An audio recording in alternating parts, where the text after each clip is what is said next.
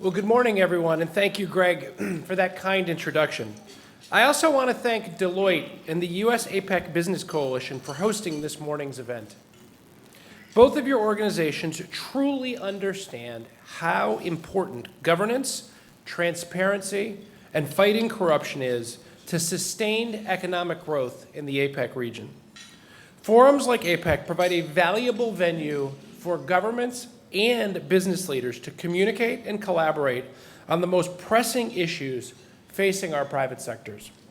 When I attended the CEO Summit last year in Beijing, I saw firsthand how this forum can promote stronger U.S. economic and commercial ties in the Asia-Pacific region. APEC's member economies are among the world's most dynamic. Together, they account for 44% of global trade and 56% of global economic output. This means that prosperity of the global economy depends on our success, and all of us have a shared responsibility to address the threats to the long-term competitiveness of our region. To that end, there are few threats as significant as corruption. The statistics on the impact of corruption are staggering, with the World Bank estimating that the global cost at approximately $1 trillion annually. And nearly 40% of all business executives report that they have been asked to pay a bribe when dealing with a public institution. It is clear that corruption erodes public trust and hinders global economic growth, and the international community has tolerated it for far too long. In too many parts of the world, corruption is accepted as necessary, if not somewhat distasteful, cost of doing business. This attitude is unacceptable, and we must do better. As President Obama said earlier this year, corruption is not simply immoral, it siphons off billions of dollars from the public and private sectors that could be used to feed our children or build schools or build infrastructure that promotes development. It promotes economic inequality, facilitates human rights abuses, fuels organized crime, terrorism, and ultimately instability. This devastating effect on both economies and businesses is why the United States continues to combat corruption in every corner of the world. APEC is just one example where the United States has stepped up to promote open and transparent business environments. For example, during our host year in 2011, the Anti-Corruption and Transparency Task Force was established as a permanent APEC working group. And 2 years later, my colleagues at the U.S. State Department were integral in establishing the APEC network of anti-corruption authorities and law enforcement agencies, or ACTNET. This network enhances informal cross-border cooperation between agencies responsible for investigations and prosecutions of corruption, bribery, money laundering, and illicit trade.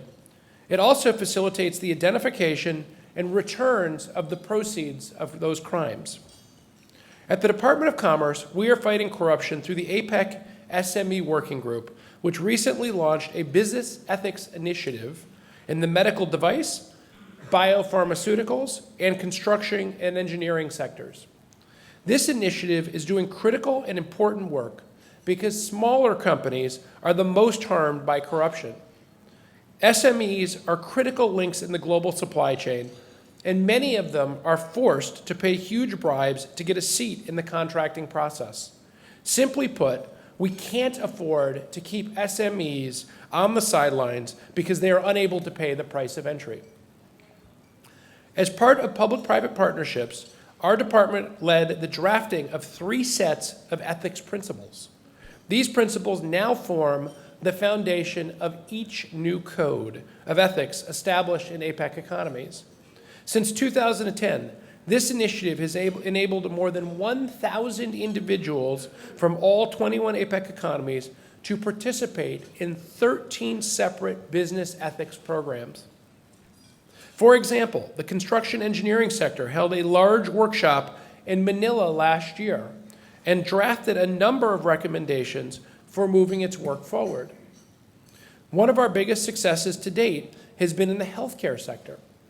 The first APEC SME Ethics Forum last year in Nanjing brought together more than 200 stakeholders from private companies, government agencies, healthcare and hospital associations, and consumer healthcare groups.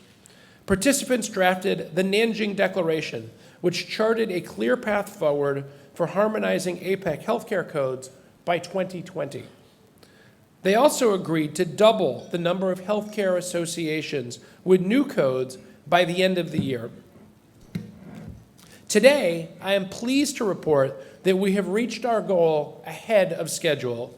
The number of associations with new and formally adopted codes has grown from 33 to 67.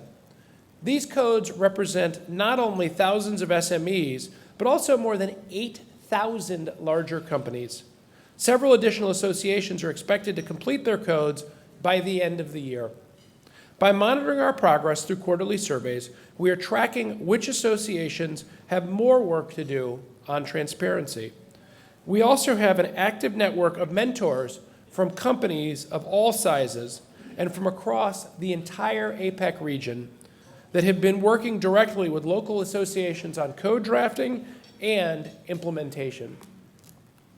But even with this progress, there is still more work to do. During the second SME Business Ethics Forum held here in Manila earlier this year, one of the participants said, "The road to a code is never easy." Few countries understand that better than the Philippines. Stakeholders from across the public and private sectors put in the hard work necessary to draft a new code of ethics for both the medical device and biopharmaceutical sectors. The process to develop this code was difficult, but the efforts of the Philippines have paid off. The country received this year's Lighthouse Award for serving as a beacon of ethical light to others. Slowly but surely, APEC economies are learning from the example of the Philippines. Today, the APEC region is creating more open and more transparent business environments that offer the potential for heightened economic growth across the region. Together, we are beating back corruption through judicial and law enforcement training, through sharing of best practices on prosecutions, and through capacity building, code writing, and code implementation.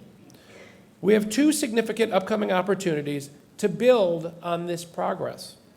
At a Chinese healthcare forum for domestic stakeholders next summer, and then the third SME Business Ethics Forum in Peru next fall. I look forward to seeing how our collaboration through APEC enables us to level the playing field for companies of all sizes.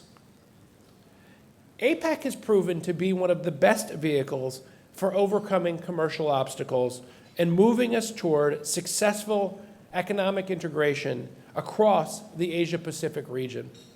Together as leaders from business, government, and multilateral organizations, we can make real strides toward putting an end to corruption and bribery. Together, we can protect the integrity of our economies and strengthen the rules that govern our trade. Together with our APEC partners, we can create a seamless, sustainable regional economy across the Asia-Pacific. Thank you, and now we would like to show you a short video that pays tribute to all of the APEC economies that joined the United States in combating corruption for SMEs.